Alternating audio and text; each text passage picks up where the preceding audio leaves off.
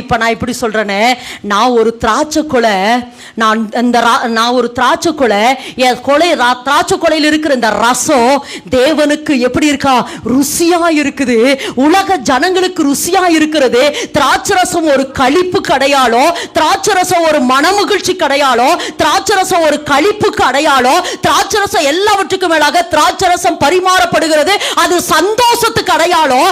நான் இந்த பூமியிலும் அல்லது இம்மையிலும் மறுமையிலும் சந்தோஷத்துக்குரியவளாய் இருக்கிற, மனமகிழ்ச்சிக்குரியவளாய் இருக்கிற, எல்லாருக்கும் ருசி உள்ளவளாய் இருக்கிற. ஆனா நான் ஒரு திராட்சை கொலை தான். ஆனா இந்த திராட்சை கொலைய நானே அழிச்சிட்டு இருக்கிறேன்.